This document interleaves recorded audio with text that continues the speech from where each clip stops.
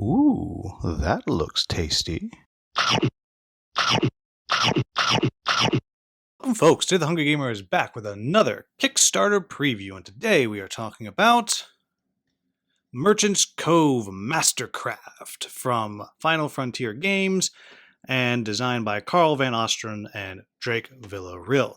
Now, some of you may know that I am a huge fan of Merchant's Cove. In fact, it was my game of the year last year, just narrowly beating out Dwellings of Eldervale, another favorite of mine. So needless to say, I was pretty excited when they asked me if I wanted to cover the upcoming expansion.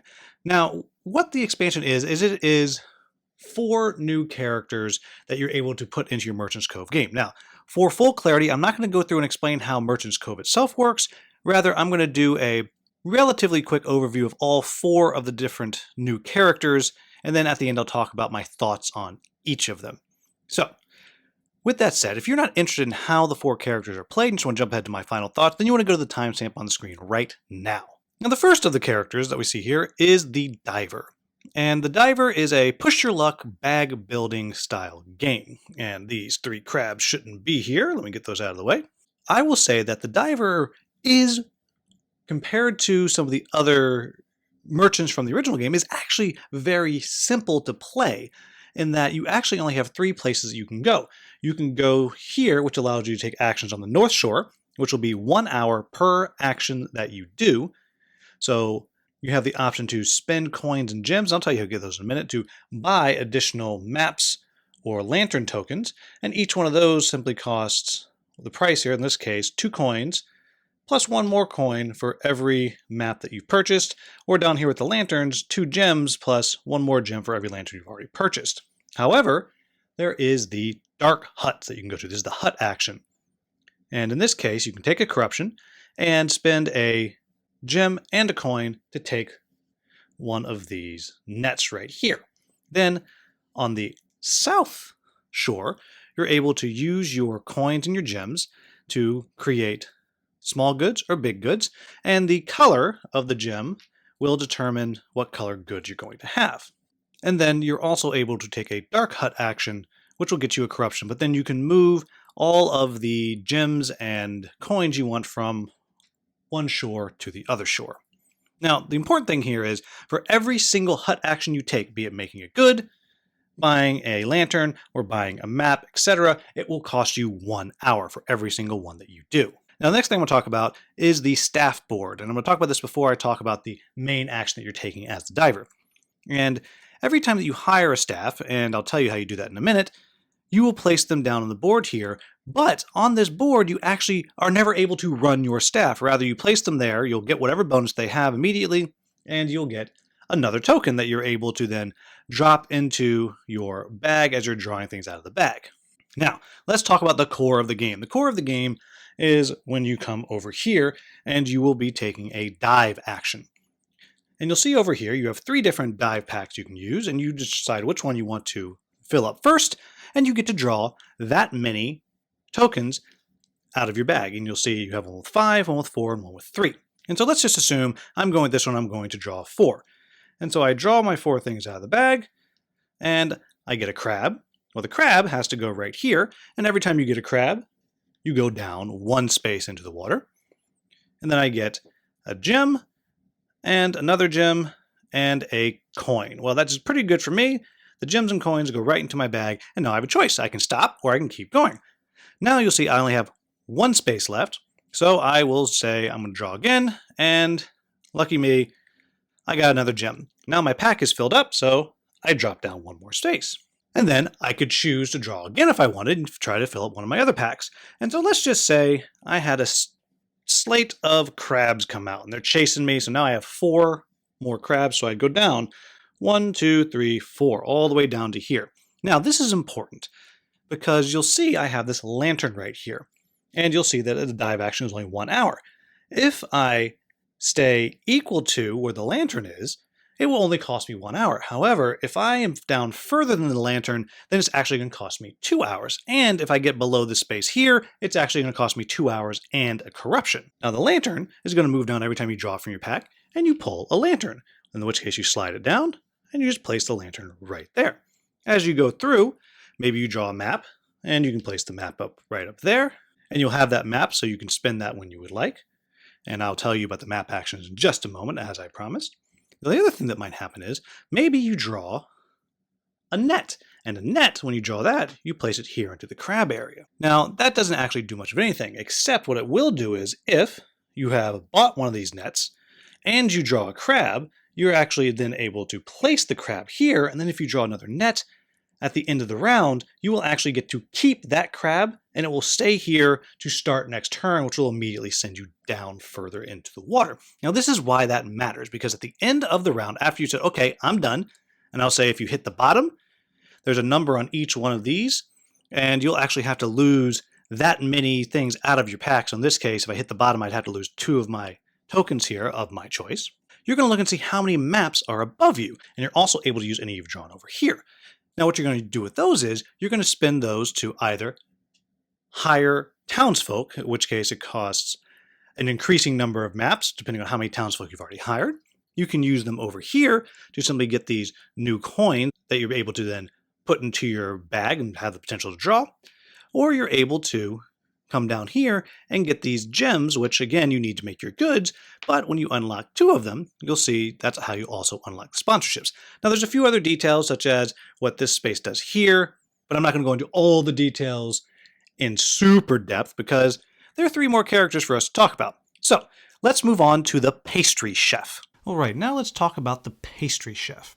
And as you can imagine, the Pastry Chef's going to be making different baked goods to sell to the various merchants in the town. Now, the core mechanic of this is this set of gears, which are all the mixing bowls, and you'll be placing stuff into these mixing bowls and then moving the gears around, which is going to move all the different batter to different things that you can do on each one. Now let's talk about the different actions. We have the normal 2 staff actions, hire and use. Then we get up here, and for 2 hours, you'll be able to rotate the center gear 3 different spaces, moving things around these various gears. Come up to here, you can rest, and you can bring your mixing action all the way back down by resting there. Over here, for an hour, you can place one of your batters in any one of your different mixing bowls you want, either in the first spot or any of the next 3 spots, which is where it will simply start. Then down here, you'll flip over up to 3 of your order cards, and that's going to tell you where you're able to place more batter. So in this case, I could place 2 of them here, which would mean I'd place one right there, then I could place a second one right there, and then I could place another one up here, like so. Over here we have the unload mixers, and what that's going to do is it's going to allow you to take your batter cubes off and complete whatever action it may be. And I'll just quickly go around. On these here, that's going to allow you to gain a frosting, which is up here. Frosting will allow you to make any of your various baked goods be worth 2 extra coins and also count as another color. So this one right here would actually be worth 6 and would either be blue or green. I will also point out that's where you unlock your sponsorships after you do 2 of those. Over here, we have the burn symbol, which will allow you to get rid of some corruption and get rid of the batter. Again, frosting and those there. Now over here, these are the core of what you're going to be doing, and that is you're going to get to load your oven. And it's going to be based on the number and the color of what's there, but you'll start with something small down at the bottom. And in addition to loading things, you can also start moving it up through the oven like so. So if I were to take this one right here, which is a 2 yellow, I could put 1 yellow here and move it up by 1. And then as you go up, as soon as you pass this spot right there, then it will turn into a large good of the same size. And I will also point out that you'll see there's these different flame markers right here that you're going to be able to move up and down. And what those mean are if you sell a good that is below the space where it is, so in other words, the small goods right here, if I sold it right here, I would actually gain a corruption. But when you move over that, then you wind up not getting corruption for doing it, and you actually have the ability to move those up and down as you play through the game. Now, finally, we have their faction board here, which over here you can either get an icing or pour a batter.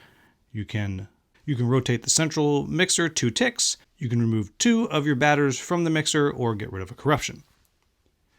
And that's the broad overview of how you do the pastry chef. Now let's move on to the detective. All right, let's talk about the detective. And the detective is a card crafting style character. And there is a little bit of glare here. It's because these cards are plastic and they're a little bit warped in the prototype. I'm sure they won't be in the real one. And so there's just a little bit of glare. But when I zoom in to kind of show you how it works, I think that's going to go away. Anyhow, here's how the detective actually works. So down here for 2 hours, you're going to look up here and you're going to see if there are at least 2 matching colors. So for example, I got 2 blue right here. So if I were to come here, I could take this blue informant right here, which will potentially score in the sponsorship phase, though I can use it in another way as well, and I'll talk about that in a minute. Then if I already have one, I would need to have at least 3 to get another one, then 4, then 5 to get more and more of those. The staff, we already know how that works. Coming down here, it becomes a activate the pocket watch. So I could pick any of these 3 open actions here. And then when I'm done, I would rotate the blocked spot by 1. Coming to here, I can take 2 of the visible actions and take a corruption. And then again, I rotate by 1. And over here for 2 hours, I can do all 3 of the visible pocket watch actions. Now, what these actions do. The ones that have the down arrow means I get to take any of the cards from the top of the deck up here and place them on top of one down below. And you'll see each of them have a different setup of how their symbols are placed. Then for the side-to-side one, which is there, I can take all the cards in one pile and I can place them on top of another without changing the order. So perhaps I do that like so. Then we have the solve case. And the solve case means if I have something like this with all 6 spots on the card showing a symbol, then I will be able to create a good. And you can make more than one good with a single card if you so choose. You can also use an informant that you already have. You can flip it over and then place it on top of something if you want to change the color of symbol that is there. Now the way it's going to work is you're going to look here, and if you have 2 matching symbols, in this case 2 blues, you can get a small good. So I could use those 2 and then try to use the others as well. Now in this case, that's it, I'm done because I don't have any other matching symbols. However, let's just assume that we had something like this. Now in this case, I could use my 3 matching yellows and I could get myself a single large yellow good, like so. And then I could take 2 matching black clues and take a single corruption card and then pretend that these 2 black ones are another symbol. I could also get myself a small blue to go along with my corruption card. Then these cards would get reorganized into their piles and placed on the bottom of them, and at the end of your turn, any empty spot would be filled by the card directly above it. Now, when it comes to the staff board, it's very, very simple. It's simply going to allow you to take one of the actions that you have on your pocket watch. And now that we've gone over the detective, we'll talk about our last one, the mushroom farmer. All right, let's talk about the mushroom farmer. And the mushroom farmer is unique in that there is no miniature for it. And instead, you have these tiles here. And quickly, how the mushroom farmer works is you're going to be using these tiles to operate your insects that are out there. And each of the insects is going to do something different. You do also have the ability to hire staff and activate your staff just like all the other merchants do. Well, I guess not the diver, but you get the idea. And so I'll start out with the actions that the mushroom farmer is able to take. And as I said, that's determined by these tiles here. And so what's going to happen is you'll play a tile. And so this one here costs 2 hours and allows you to move an insect to any space and then trigger a growth cycle. I'll talk about the growth cycle in just a bit. This one here, for 1 hour, you get to move any insect 2 spaces. For 2 hours, move an insect 3 spaces. For 1 hour, move an insect as far as you want in one direction, and then swap the positions of 2 different insects, and then move one of them 1 space. Now, simple enough, but what's going to be happening here is these insects will be doing different things. And so I'll start with the worm. Every time the worm moves, it's going to flip over the soil tile into a mushroom tile, and when you do that, you'll put a spore on top of it like so. While the moth is going to collect up to 4 adjacent spores and drop those into your spore box like so. While the snail is going to allow you to take adjacent mushroom tiles that may or may not have spores on them, remove them from the board, and replace them with those of your choice from your compost pile over here, though they do flip over, and if they had any spores, they would lose them as they come back over here.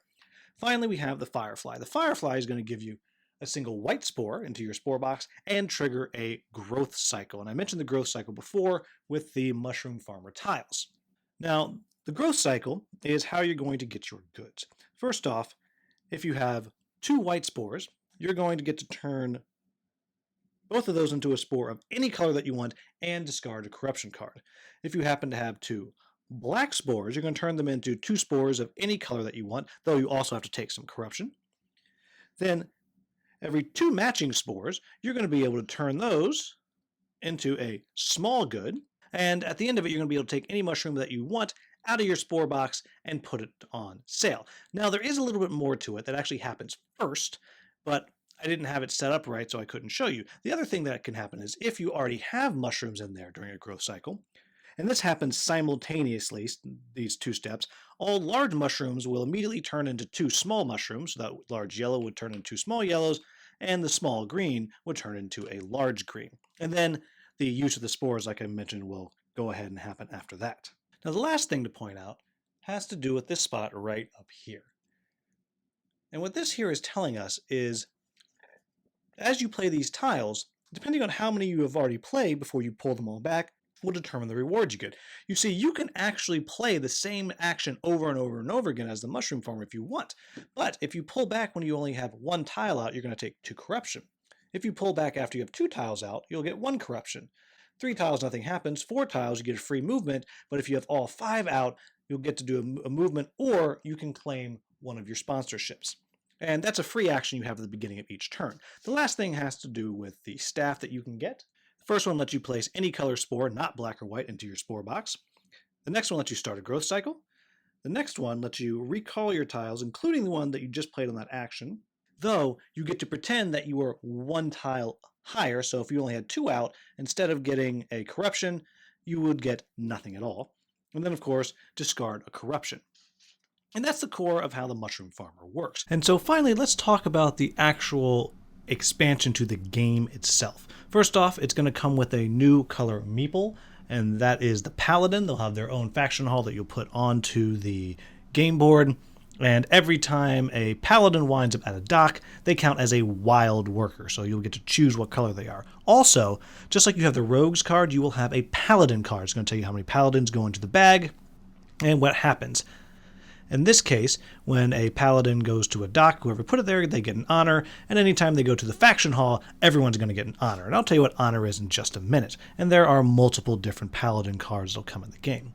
Now, the biggest change here is this Factions Festival. And so what's going to happen is, anytime you spend at least an hour, you're going to be able to move one of your assistants down the path an equal number of spaces to however many hours you spent.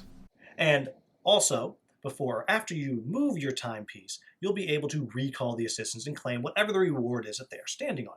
And there are the standard ones, which are something like this, where you get a good or perhaps a corruption. There are faction sponsorships that activate right away. However, there are several new things here as well. So there's these spaces here where you are able to spend one of your honors and then move 2 more. There's also these purple swords. Now these are honor tokens. And when you get these honor tokens, they're going to counter corruption. So you'll be able to get rid of these to cancel corruption cards at various times during the game.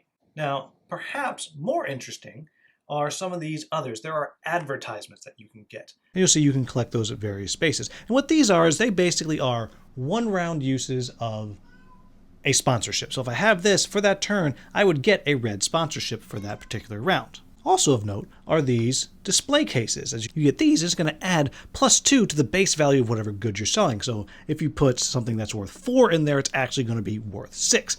But wait, there's more, because not only that, and I shouldn't be putting this on here, but I'm going to, you can also enchant goods, where you'll be able to put it right on, where you'll be able to place it and seat it right on top of one of your goods, and it's going to make that good worth ×2. So again, that thing that was worth 4 is now going to be worth 8 as a base value. You will also find the paladin goods that you can get, which are simply going to be worth 5 and can be sold to anybody anywhere. It's simply your choice. You say, this is a green this time, and I'm going to sell it at the large dock. It's up to you. Again, each one is worth 5 as a base value. And then the last one I want to talk about is this right here. This is the framing mechanism. And so what's going to happen is you're going to be able to get rid of one of your corruption.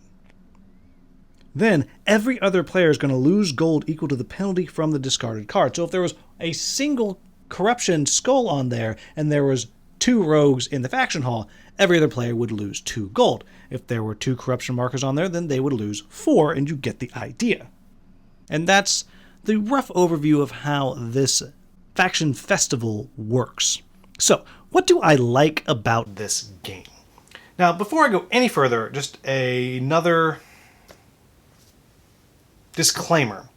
So, as far as this one goes, unfortunately, I caught COVID. And actually, I still have COVID, though obviously I'm doing much better than I was. So because of that, I was only able to play one time with other people, which was before I came down with COVID.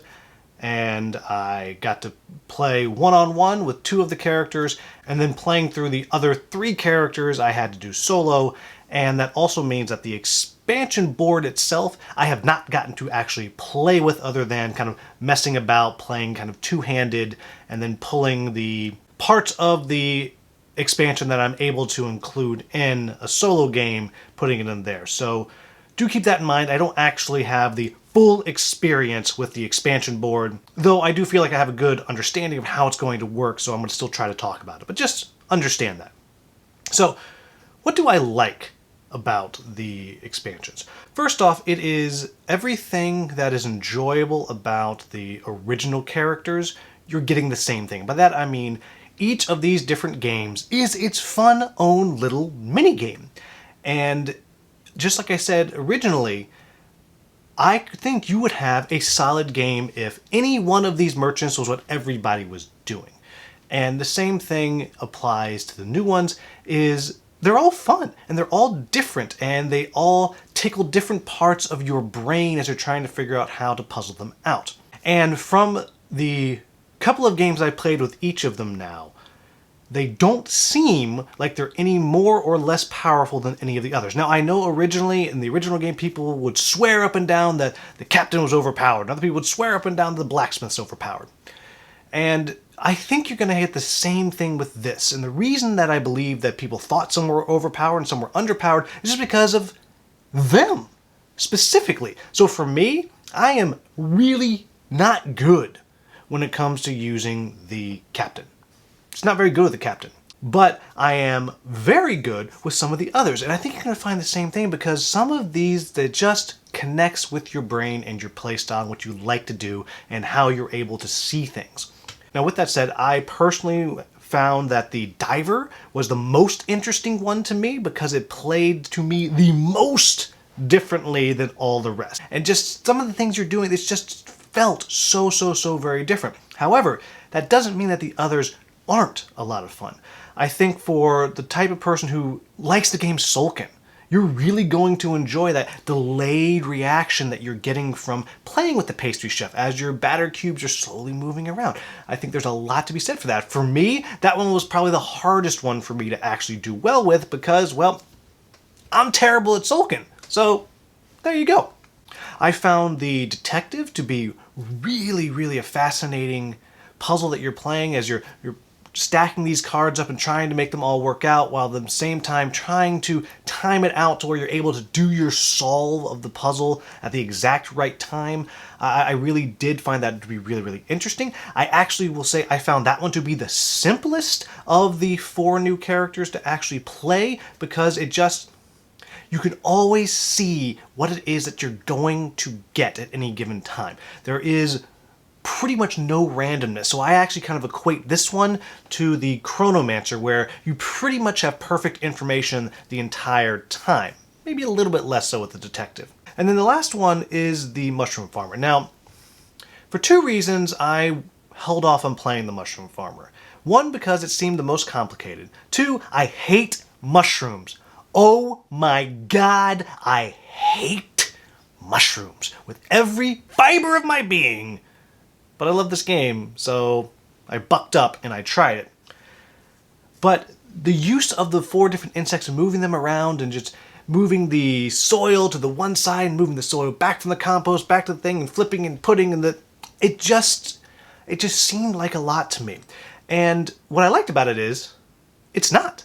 It was actually really easy to actually play it, and I found I really enjoyed the Mushroom Farmer. That said, I was terrible at it. I was actually the worst at the Mushroom Farmer. I felt like I was going to be the worst at the Pastry Chef because, again, Sulkin Gear is not good at that, but score-wise, I was actually the worst with the Mushroom Farmer.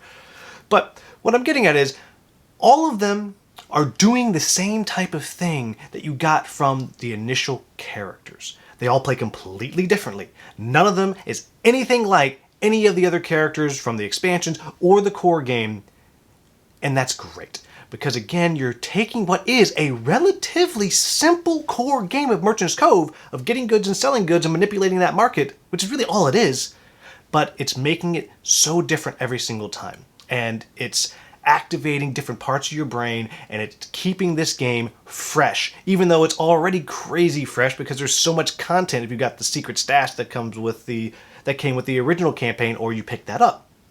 So all of that I really, really, really like. Now, talking about the Faction Festival, things that I definitely got to experience. I definitely got to play around with the Paladins and their wild cards, their wildness, and I got to really dig into one of the Paladin cards that it came with the game because I was able to really use those.